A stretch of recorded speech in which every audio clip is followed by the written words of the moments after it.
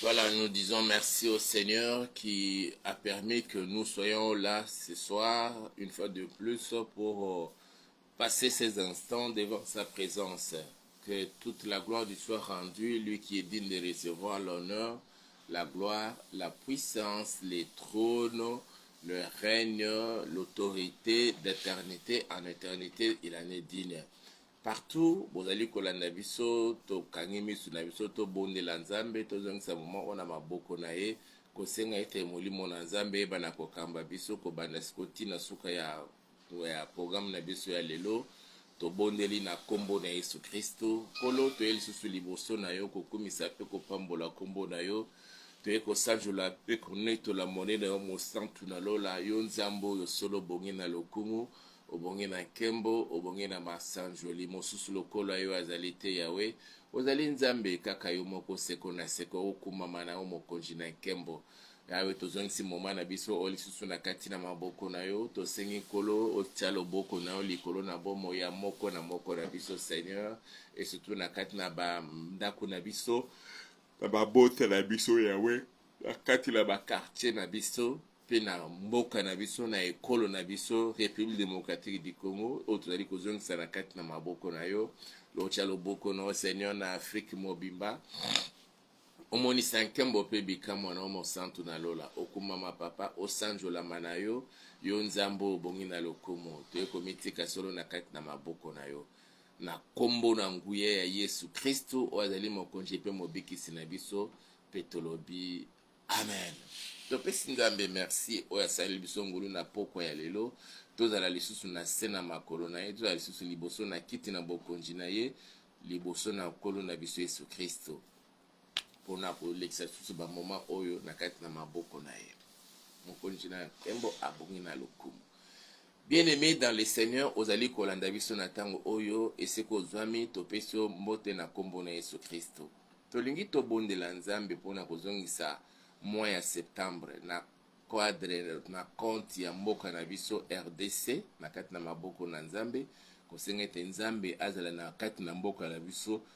kobanda siko ti suka ya sanza oyo amimonisama na kati na mboka na biso tozali kozongisa pas seulement mois ya septembre mais les 4 mois oyo etikali basanza nyonso minei oyo etikali na kati na maboko na nzambe balingami eza na makambo ebele ezali kolekana na kati na mboka na biso ezali na makambo ebele ezali kolekana na kati na ekolo na biso ezali na makambo ebele ezali kolekana na afrique oyo ezali kosenga vraiment loboko na nzambe ezala likolo na mboka na biso oyo ezali kosenga ete loboko na nzambe ezala na kati na afrika mobimba eke nzambe ayebana kosalela biso bolamu na ye po ete nyonso esalema na lolenge wana esengeli na biso koyebana kobelela nzambe wana kosenga na ye azala kati na biso pas plus tard que hier na kati na mboka na biso nous avons connu un problème vraiment qui allait peut-être changer l'histoire ou bien makambo na kati na mboka na biso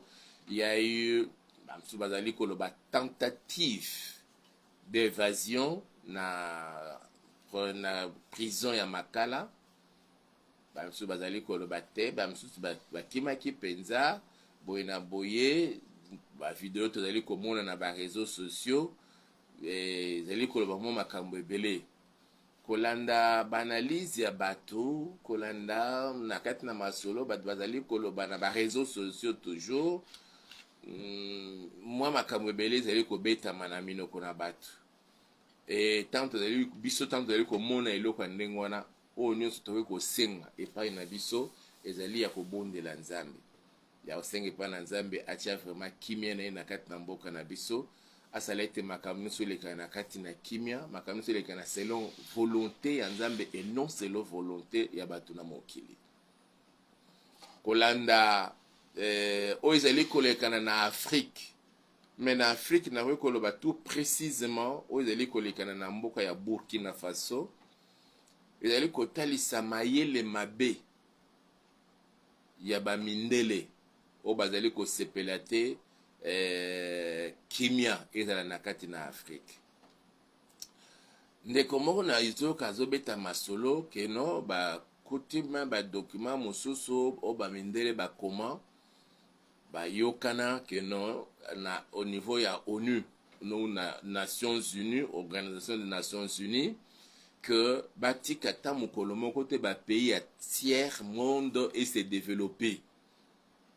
Et dans tous les pays ya tiers monde, tout particulièrement en Afrique, ba konzi o ba ko banda ko bimaka na bazala ba oyo non pas bazali ko travailler pour na bolamu ya peuple ya mboka wana.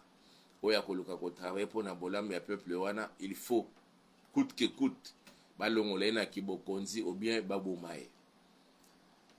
Ta on a yoki mwa masolo wana na be oyo zo senga vraiment to bondela nzambe. Afrique comme RDC, ba africain mutu baskeli yango te. Ni ba américain, ni ba français, pas moins encore les anglais ou bien les pays colonisateurs. Tango Europe a yeko mona Afrique, totangi Espagne, totangi Portugal, totangi la Belgique, la France, l'Angleterre, soki nakoko tanga ba pays wana Allemagne, oyo ezwa ba mabele bamboka na kati na Afrique, o bango mo ba bengi ezalaki ba colonie na bango ba lokola ba colonisateur. Pona bango Afrique ezalaki na notion moko te ya civilisation, Afrique ezalaki na boyebi moko te ya malongo ya bomoto. Alors bango ba ye na civilisation to bomoto na lolenge na bango ba ye ko tia bomoto na kati na Afrique. Quand on parle de la civilisation, c'est cela là. Donc bomoto. Alors ba bengi biso ba indigène, ba kaboli Afrique na ndenge na bango, au parti ezali à Angleterre, parti oyo ezali à France, parti oyo ezali à Portugal, parti oyo nani Espagne mutazui yango, et parti oyo mosusu ndenge bakabola kiwana. D'être bokomona lelo na Afrique dans ba pays ezali pays colonisé na Angleterre, colonisé na France, colonisé na Allemagne, colonisé na ceci cela. Allemagne azaki na quelques pays, toujours dans le cas par exemple il y a Cameroun, une partie à Rwanda, Burundi, zalaki ba pays ba zalaki colonisé na Allemagne. Mais après deuxième guerre mondiale, tango Allemagne zalaki vaincu, to ba longi Allemagne na ba ninga mususu ya Europe nde ba botolaki mabele wana ba pesa on sikoyo Cameroun bakabola une partie et qui na ba anglais, une partie et tikali na ba français. Et de même aussi na côté ya Rwanda ba pesa ngo ipai na ba belge nde ba ye ba belge basali sikoyo colonie na bango nde basangisi na RDC. Ba français bazalaki na mabelo bango bazwaki Gabon, Congo Brazzaville, Centrafrique et les autres. Les Anglais aussi ils ont eu leur part, bateau bango ba colonisaki Afrique du Sud, Zimbabwe, Namibie et les autres pays, Ghana, Nigeria et les autres bango ba colonisés. Et l'Espagne aussi après une partie où il y a des gens qui colonisé, bisonde tozali na maboko ya ba belge. Mes frères et sœurs, dans ces documents-là, selon Nayoki na Masolo, balobi que non, batika Afrique et se développer. Et tout pays, président, tous les dirigeants, au bakozalaka na ba pays wana ya tiers monde, entre la tiers monde tozomona Afrique, tozali komona Amérique latine et les autres les îles ya Pacifique, au bango bazali ko coloniser puis ko diriger. Alors, devant toute cette situation, mes frères et sœurs, tout ce que nous pouvons faire aujourd'hui, ya koyeba que mabele nyonso to ezali ya ba américain te, ezali ya ba européen te, donc français, belge et tout, ezali on kolonzamba asalaki ete na mabele wana biso ba africain tozala na mabele wana. Et na cadre ya RDC biso nde tozala na RDC awabo. Alors quand on voit tout ce qui se passe actuellement, tout est dicté. par les Américains, tout est dicté par les Occidentaux. Il faut tout na bango la boy. Dans le cadre de la coopération internationale, dans les relations internationales, ça paraît normal, tout simplement parce qu'il n'y a aucun pays où il faut vivre dans il faut toujours se référer à un pays et surtout dans l'ordre mondial, c'est là qu'on tient mibeko ya mokili se retrouver dans un regroupement. Et parmi les regroupements, il y a mokili na ONU. Oyo et na SDN, Société des Nations. Et Société des Nations locales et zalaki makasi penza tende ba ko sala ONU, mais avec le but zalaki était pour na etia kimia na kati na mokili pour na mokili et vivre les sous les deux premières guerres mondiales tendenge et to kutana kina yango la première guerre mondiale, deuxième guerre mondiale, la première guerre mondiale et botisi SDN, la deuxième guerre mondiale et botisi ONU.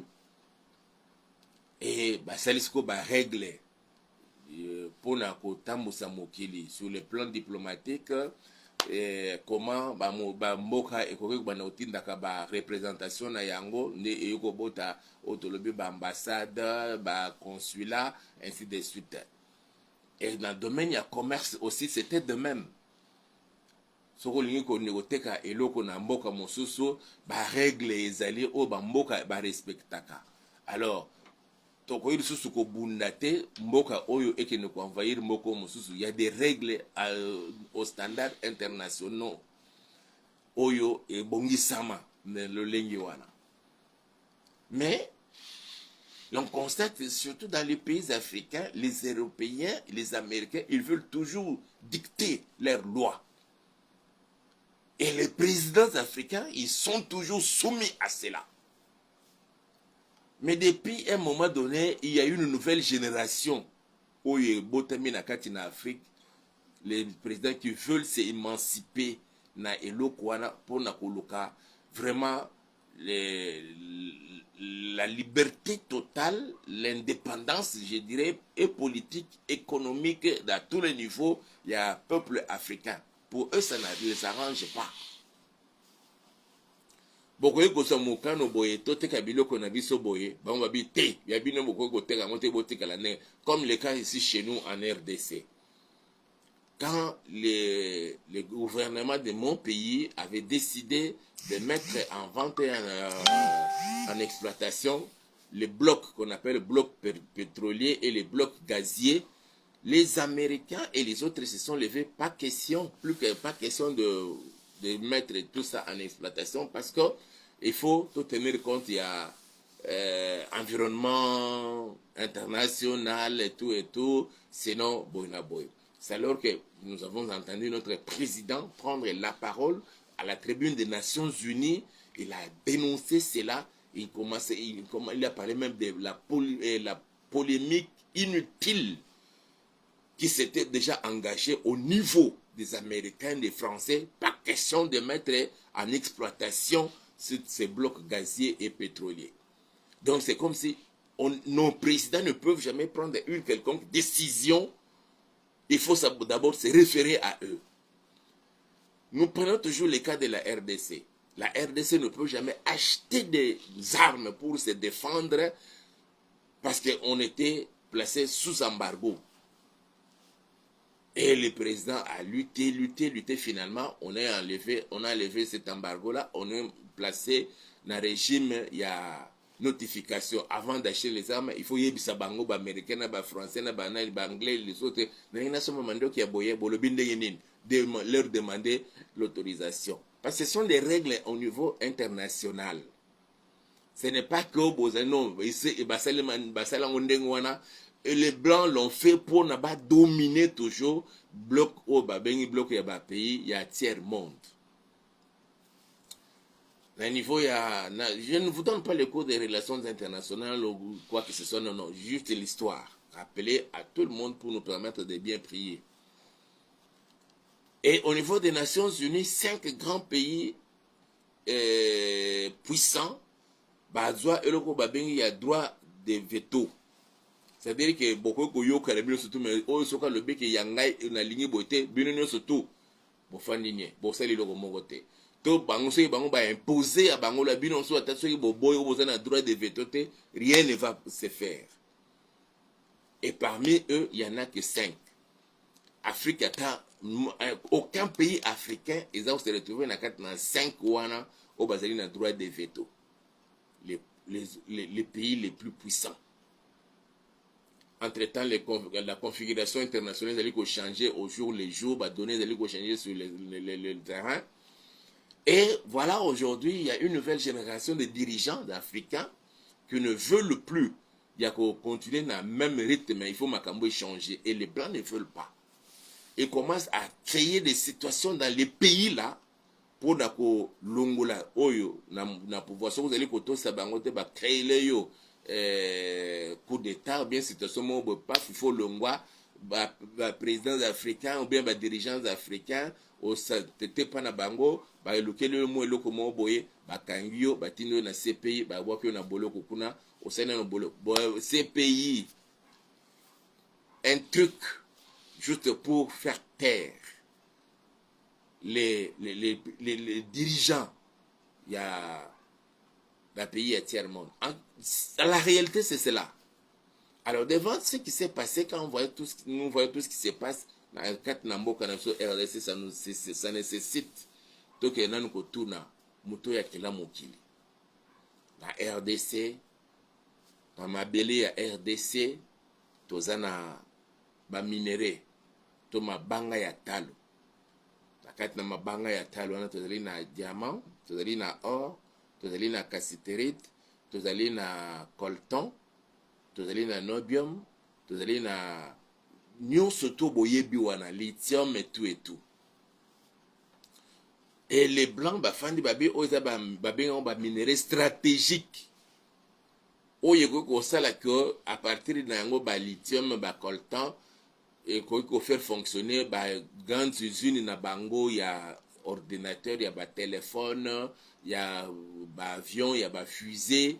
Et curieusement, la grande quantité et de la meilleure qualité, il y a ma banga et tel ils ont se retrouvé dans la RDC. Ah, comme c'est le cas, alors, le pays wana, il faut toujours sous contrôle na bango d'une certaine manière. Et pour bien contrôler, c'est comme cela qu'il va placer l'icolo, il y a mokili ba placer ba satellite na bango pour contrôler à partir de la satellite basé que ba information à la minute près. Ils reçoivent les informations et partout dans le monde entier. Et l'on dit même dans les relations pour mieux régner et dominer, il faut contrôler pas seulement sur la terre, il faut contrôler aussi l'espace aérien, l'espace dans l'espacial. C'est comme ça qu'ils ont placé les satellites. Et les pays luttent, les pays bazali ko lutter pour na base na satellite na bango, les uns pour juste des simples informations, mais d'autres pour de grandes informations leur permettant de pouvoir dominer. Et nous voyons les présidents se retrouvent en Chine, juste au moment où ils se retrouvent en Chine pour redynamiser, si je peux me permettre de parler en ce terme-là, redynamiser la diplomatie congolaise avec la Chine et signer quelques contrats et les accords entre les deux pays.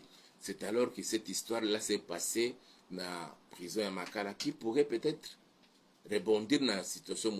Mais Zambé a commis ça parce que vite la situation a été calmée. Évasion na prison ya Makala. Na kati na prison ya Makala, tu vas aller se retrouver à sorte de surtout. Et les autres parlent même tentative. Il y a koloka ko toucher à la personne, il y a ministre, il y a justice qui veut amener des réformes. Des réformes qui seraient vraiment salutaires.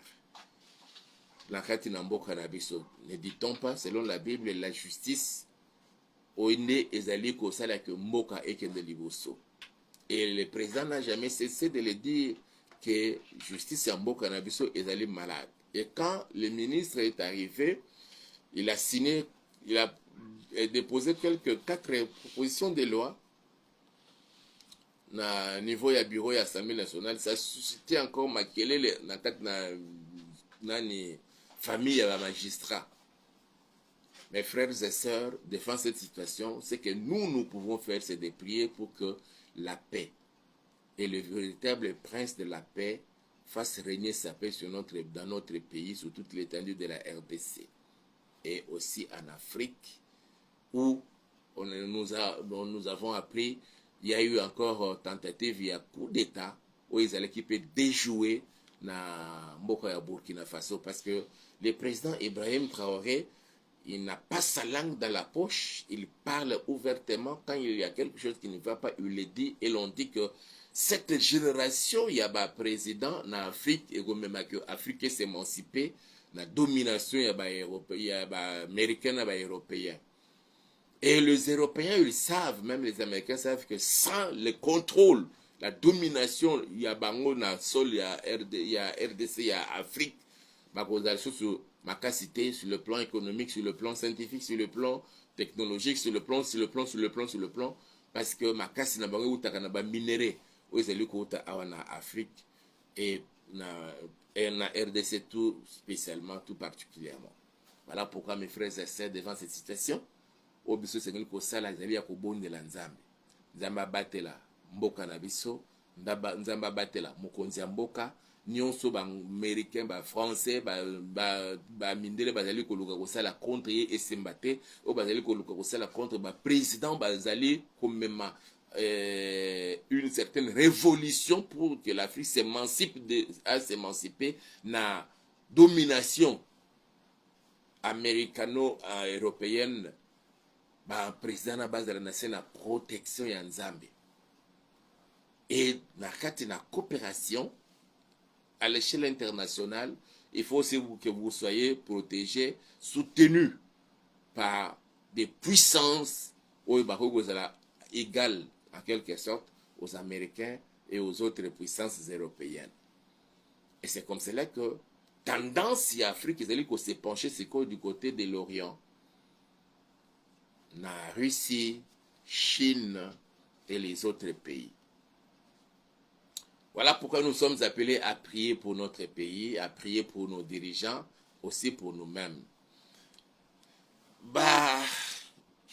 Tomso Bazali, utilisé par les Américains, utilisé par les Européens pour créer toujours une certaine instabilité politique avec des conséquences économiques, des conséquences dans d'autres domaines. Il y a vie nationale, il y a vie, il y a Afrique. Voilà pourquoi mes frères et sœurs, il faut au bon de la Nzambe, Nzambe atia mabele nyo na kati na mabele ya mboka na biso na mabele ya Afrique oyo atia mabanga nyonso atalo Nzambe ye moko à prendre soin. Il y a peuple congolais à prendre soin, il y a peuple africain, mais aussi que le peuple africain que nous sommes tous à la éveiller pour que l'Occident, l'Amérique va continuer toujours la domination na bangote na kati na mboka na biso. L'actuel ministre de la justice j'ai suivi son fils qui avait dit que nous sommes allés déposer notre plainte na niveau Afrique, na niveau ces pays, notre plainte contre le Rwanda, et ceux qui salili yangote, nous allons nous retirer. D'abord EAC, la communauté des États de l'Afrique de l'Est, et aussi au niveau même il y a ces pays. Ça, c'est de bonnes initiatives. Mais l'homme blanc n'aime pas ça. Il peut créer des situations qui créent encore des désordres dans les pays et il tire des dividendes quand vous êtes dans les troubles. Avec des ONG internationales pour notre maison comme aide humanitaire, ceci, cela, créer encore des désordres. Tout ça qu'au bon de la Nzambe pour na mboka na biso na la protection ya Nzambe. Et demain, nous allons continuer avec ce que nous avons déjà commencé, la bénédiction dans ta maison, la bénédiction de l'Éternel, la protection de l'Éternel. Awa tozo bonela pona mboka na biso, Nzambe wana batela, mokonzi ya mboka, Nzambe batela, ba continuer surtout bazeli na kati na gouvernement ya mama na biso Judith Suminwa, ndenge ko nzumo ko zo benga JDT. Na gouvernement ya JDT, Nzamba batela bango, Nzamba batela liayo libota. Imaginez ce qui s'est passé dans la prison de 2 heures jusqu'à X temps, masese zo betama. On peut supposer que bato baza bandako ezali tout autour ya prison. Na ba balles perdues, ils peuvent recevoir les balles perdues, mais ils ne seront pas comptés parmi ceux qui sont morts. Et Nzambe fa battre la mboka na biso. Nyonso bango baza koluka basala, les Américains, les Français, les autres et tout. Et kokisama ta mukolo moko te Nzamba confondement. Et les Congolais qui sont aussi utilisés, manipulés. Nzamba confondre bango. On parle des morts à la prison. Ceux qui sont morts là. Les autres là, bamsous bazana baba innocents. L'actuel ministre a mis initiative ya ko banda ko désengorger, c'est-à-dire ya ko bimisaka bato msusu bazana kati na boloko bazonga na banda kuna ba passe batali mutu msusu akote ba magistrat ba lembongo bakotisi na kati na prison juste kaka parce que aliaki biloko ya mwana na ndako ya patron na ye bake bafudi akote prison. Et d'autres encore bakota prison sans être jugé et condamné. Batie kaka soumap ne ba omo baloba souma, c'est-à-dire comment on appelle, batie kaka na à titre prévention ou batie na nukuna na boloko, et ils se retrouvent comme ça bantu basalili ba beti ba 3 ans, ba 5 ans même, voire même plus de 5 ans sans être jugé un seul jour, sans être condamné. Et c'est comme cela que le ministre a décidé qu'il faut batumwana bazbima na kati na ba prison bazonga na banda kuna bango. Il a déjà commencé ce processus là. Une partie ya batu babima qui est déjà na makala bamsusu ane abandi ko banda ko tambola ko sala kotambola na ba kotela condition ya vie ya ba prison na biso na mboka mobimba. À peine qu'il a commencé, il s'est retrouvé na Kasai kuna na Simakoto boye et tentative d'évasion et salamé na prison à Makala. Nous devons prier pour notre pays, pour bon de la pour Namboka Nabiso, Nzamba Sunga, qui Makambo cette fois-ci est qu'un des biens. Makambo est qu'un des biens. Et ils ont seulement na moment où la rentrée scolaire, ils ont seulement pour bloquer la rentrée scolaire à niveau de Kinshasa, ou soit président Nengazakuna na Chine. Ba makambo alingaka ki no kosala kuna na Chine asala ngota kata yango makambo, c'est un peu toujours raisonner dans ce sens, dans tous les sens. Mais Nzambe a permettre que banguna ya RDC, banguna ya Afrique cette fois-ci balonga les sous-soutis. Voilà pourquoi nous devons prier pour nos pays, nous devons prier pour nos dirigeants, et parmi les dirigeants qui dérangent les Américains, qui dérangent les Occidentaux, entre autres les Français, les Anglais. Il y a notre président, il y a aussi le président de Burkina Faso, au Bazali, qui déranger, c'est une émission qui bonde la pona bango, Nzambe la biso, abattre la bango, abomba bango na sena ngolu nae. C'est que zami tozo bonde la Nzambe, tozo pambola na Nzambe oyo, asali biso tokota na mois ya septembre oyo, na compte ya mboka na biso loboko neza na kati na mboka na biso to bondeli nanu to pamboli Nzambe wana to komisie to bondeli pe to zongisi mwa na biso septembre na kati na maboko na ye to bondeli na kombo na Yesu Kristo yawe to yesusu liboso na yo ko komisa pe ko pambola kombo na yo o bateli biso Seigneur na kati na RDC ko komisa biso tina mukolo ya lelo ko kotisa biso na mois oyo ya septembre na kati na kimio les mois oyo ezali toujours dédié na fait ya ba vacances ya bana na biso Seigneur pe bazali ko retrouver nzela ya kozonga na ba école o nkolo to yesusu ko sanjola pe ko komisa kombo na yo mosusu lokola yo azali te yawe kumama na yo seko na seko sanjola mana o libela na libela na kombo na nguya ya Yesu Kristo azali mokonzi pe mobikisi na biso. Tozokende kozongisa mboka na biso na kati na maboko na Nzambe, tozokende kozongisa mois oyo ya septembre pona mboka na biso na maboko na Nzambe, tozosenga pa na Nzambe atia kimia na ye na Kinshasa, atia kimia na ye na Congo Central, atia kimia na ye na Nord Kivu, na Sud Kivu na Maniema, atia kimia na ye na province orientale, atia kimia na ye na Chopo, atia kimia na ye na Chikapa, atia kimia na ye na Kwango, atia kimia na ye na Maindombe, atia kimia na ye na Kwilu, atia kimia na ye na grande province na grande province ya Katanga, atia kimia na ye na grande province ya Kasai, atia kimia na grande province ya Équateur. Ba différentes entités na yango territoriale ndenge ezali déjà divisé. Nzamba wana atia kimia na kati na mboka na biso, et tozosenga papa na nzambe atia kimia na Afrique mobimba. Et abatela bakonza mboka na biso tobondeli na kombo na Yesu Kristo. Alleluya. Yawe te kozongisa mboka na biso na kati na maboko na mokonzi. Tozali kosenga epai na yo le prince de la paix. Mbokili oyo ekelami epai na yo nzambe. Yo ndo desidaki olobi ete ke la Bible ezali koloba na biso ete okelaki ne bandeli au commencement tu as créé le ciel et la terre. Et la Bible dit que la terre était informe et vide. Et c'est alors que tu as décidé que la lumière soit et la lumière fut. Et tu as commencé à séparer, tu as ordonné que le sec paraisse des eaux. Seigneur, quand les secs parurent, il y a eu les continents africains, il y a eu les continents européens, il y a eu le continent américain, il y a eu le continent asiatique et le continent, Seigneur, l'Océanie. Et ça, c'est dans ta parfaite volonté. Cela n'est pas l'œuvre des Américains, ni moins encore, ce n'est l'œuvre des Africains, des Européens, c'est ton œuvre à toi. Et tu as voulu que la terre soit ainsi. Et tu as placé dans les terres, surtout la terre africaine, tu as placé toutes sortes, Seigneur, de pierres précieuses qui font l'objet des convoitises des Européens, des Américains. Et tout particulièrement, Seigneur, tu as placé sur les sols congolais de la RDC toutes sortes de minéraux qui commencent à pousser certains pays du monde à exercer, Seigneur, leur autorité et domination dans notre pays. Et ils n'ont jamais voulu, Père, qu'il y ait des présidents qui soient nationalistes dans les pays africains.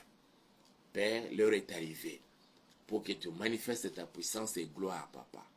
Et que tu puisses imposer ta paix, Seigneur, dans l'Afrique mobimba et tout particulièrement dans la RDC, où il y a ce que tu nzambe na bomo. To pambolio Yahweh, to commission mokonji, pour na mois où il y a septembre, Seigneur. Au salete ezala to banda yango lolenge to bandi wana. Et c'est comme munguna kanisa kako seme trouble ko banda awana Kinshasa avec l'évasion ou la tentative d'évasion ya ba prisonnier na centre pénitentiaire ya Makala. Nzambe yo selete makambo elekana na kati na kimia yango to pamboli pe to komisi kombo na to sanjolo to netoli monene yo mo santu na lola. Kumama papa sanjola maneto la manayo. Yo nzambo obongi na lokumu, obongi na kembo, obongi na masanjoli. To komisio mo santu na lola makombo na nguya ya Yesu Kristo wazali mokonje pe mobikisi na biso. Tozo kende ko bonde la kozongisa mokonzi mboka président de la République Félix Antoine Tshisekedi Tshilombo na kati na maboko na Nzambe. Tozo kende kozongisa ba pays africains et tout particulièrement président ya Burkina Faso Ibrahim Traoré na maboko na Nzambe. Ba nyonso oyo mindele bazali koluka kosala le président qui commence à leur faire tête na Afrique pour na bango il faut ba éliminer bango physiquement. En provoquant des coups d'état, les assassinats. Nyonso bakoluka basala les assassinats et les coups d'état esimate. Nzamba bate la bakonzi ya mboka na biso, tozozongisa mboka mokonzi ya mboka na biso na maboko na Nzambe, na tozongisa premier ministre Judith Suminwa na maboko ya Nzambe, plan nyonso bakoluka kosala na ba ministre ya gouvernement, tozongisi bango na kati na maboko ya Nzambe, et aussi la personne ya ministre ya justice Constant Mutamba tozongise na kati na maboko na Nzambe. Nzamba batela, Nzamba bomba bango na sena ngolu na ye. Nyonso bana satana bazali ko créer instabilité na kati na mboka na biso esimbate. To bondeli na kombo na Yesu Kristo. Yawe te kozongisa ba konzi oyo tomboli na kati na mboka na biso ya Afrique. Et tout particulièrement oyo ya biso ya RDC Félix Antoine Tshisekedi Tshilombo, oyo ya Burkina Faso Ibrahim Traoré. Yawe tozali kozongisa bango nyonso na kati na maboko na mo santo. Yesu Kristo Seigneur batela pe bomba bango na sena ngolu na yo. Tozali kozongisa premier ministre ya mboka na biso Judith Suminwa tuluka na kati na maboko na Yahweh batela Seigneur notre Père. Tozali kozongisa ba ministre nyonso tu ya gouvernement ya mama Judith Suminwa na kati na maboko na tout particulièrement ministre ya justice Constant Mutamba na maboko na mo santo. Nzambe na nguya nyonso tu banguna ya mboka na biso banguna ya Afrique bazali ko sepela te komona bakonzi o bazali koya na likanisi ya kobongisa makambo pote ba condition ya peuple ezala malamu ya bazali koya toujours pona ko susciter ba situation pona ko longola ba na kati na pouvoir en criant de les assassinats les coups d'état tout et tout.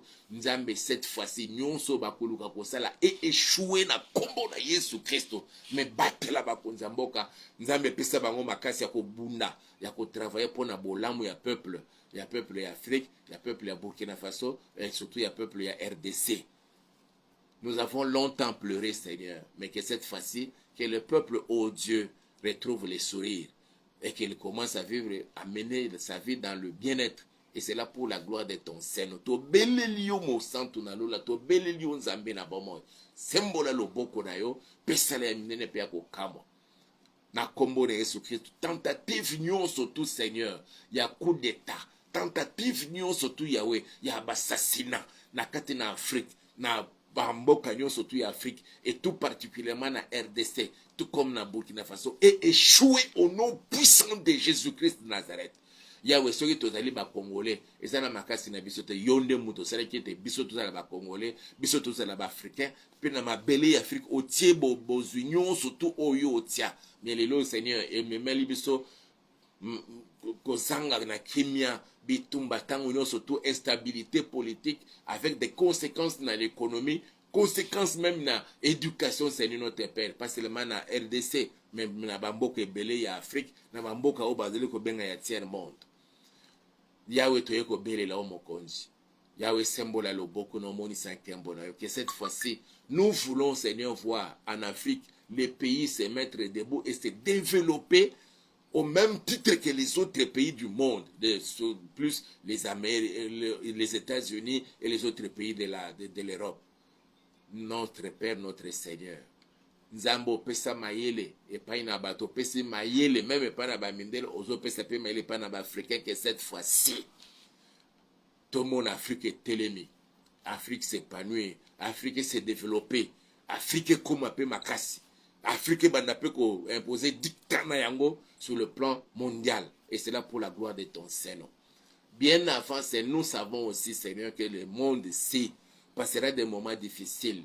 Mais nous savons aussi, Seigneur, quand le pays se confie en toi, comme fut le cas avec les Nénévites, tu as fait grâce, Seigneur, qu'ils puissent se repentir et vivre aussi des bons moments. Nous savons aussi, Seigneur, dans notre pays, depuis le 23 juin 2019, ce pays t'a été dédié. Le fils que par cet acte-là, Seigneur, fait grâce, que la RDC se développe et qu'elle soit aussi la locomotive pour le développement de toute l'Afrique. Et sur le plan politique, sur le plan économique, sur le plan technologique, sur le plan militaire et dans tous les secteurs et domaines de la vie, Seigneur. Et c'est là pour la gloire de ton Seigneur, Papa. Entends la prière que nous t'adressons. Exauce chacun de tes enfants, Papa. Au nom puissant de Jésus-Christ de Nazareth. Et toute tentative na monde ya ténèbres ya bana satana pona koluka ko déstabiliser bana na o Seigneur. Yahweh to déclarer échec na yango na kombo na nguye ya Yesu Christ de Nazareth. Yondo lobi na Isaïe 54. Olobete toute arme forgée contre toi sera sans effet. Et c'est toi qui as permis que l'ouvrier qui fabrique l'arme, tu as aussi, Seigneur, fabriqué les destructeurs de cette arme-là. L'heure est arrivée, Seigneur, que toutes les armes contre l'Afrique soient détruites, mais que l'Afrique se développe, et c'est là pour la gloire de ton Seigneur. D'ailleurs, que ça, baïnyo surtout bazala qui n'a pas mon programme, on a ma boko na Nzambe. Pambola de konanga moi si pambola de konanga mobali pambola mabota na biso na mois oya septembre Seigneur tout monde a le boko na ma pamboli no papa na kati na bomo na biso na telemeli molimu ya maladie ya mpox na pameli yango na bengani yango musika na kombo na Yesu Kristo na ba école nyonso tout ya RDC ko banda na ba école ya Kinshasa na zo sopa makila na kolo Yesu Kristo.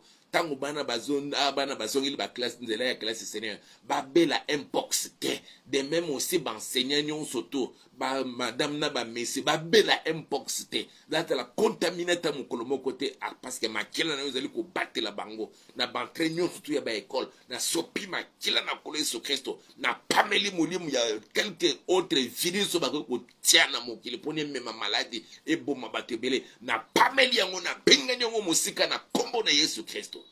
Batela mabote na biso Seigneur, batela moko na biso bana non parce que toza ya yo. Komo okumama papa osanjola moneto la mana yo na kombo na Yesu Kristo. Nyonso salema pona lokumu ya kombo na. Au nom puissant de Jésus nous avons assez prié et nous disons amen.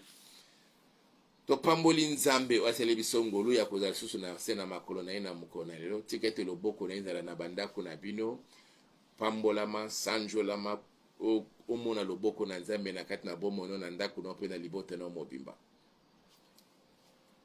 En tout cas, bo aimer vidéo, bo liker, commenter aussi, partager vidéo oyo et osala malamu mingi. Alors tozali ko senga na yo so nzamba simbi motema no pona osunga biso na mwa misolo pona to bongisa lisusu lolenge na so ya kosunga ya kosalela nzambe wana ya ko procurer quelques matériels pona to changer même ta qualité ya image et ozala malamu mingi et nzambe ayeba na kopambola. Mais tozali koloba lisusu boye eza na bandeko na koloba bandeko te bato ya mitema mabe oyo ba pirataki compte na biso bazali kokota en contact na bato kosenga ba mbongo surtout na messenger soko moni mutu moko azo senga mbongo na kombo na nga ezanga te. Je ne passe pas na privé pour na senga mutu mbongo, je le fais tel que je le fais na ba vidéo na nga en direct c'est tout. Et tout nazo pesaka numéro officiellement ouvertement numéro que kokota en contact avec nous c'est plus 243 89 86 85 435. Avec ces numéros au bengi biso to komeli biso et c'est numéro WhatsApp et aussi numéro Orange Money so continuer biso en tout cas lisungi na yo et ko pesa biso makoki pour te to ba koza toujours disposé à ko servir bino ya ko salela o sengeli ko salela pour to améliorer qualité ya musalo zali ko sala nyonso zala pona lokumu ya kolo na biso. Lelo ezalaki émission sur losako na cadre losako mais lobby tozongeli lisusu o to bana déjà kolobela que le Seigneur bénit l'œuvre de mes mains. Ne manquez pas à partir de 23h ou plus tard 23h05 ou 10 nous commençons déjà. Ceux qui te connaissent moi me de 23h juste to bandi tinande to kena kosilisa. Bolala na kimia ba obazoke na kolala bo ozoke na misala bo tambola malamu na kolo Yesu Kristo nzambe na nga pambola bino tokutani tomonani lobby na 23h à Kinshasa.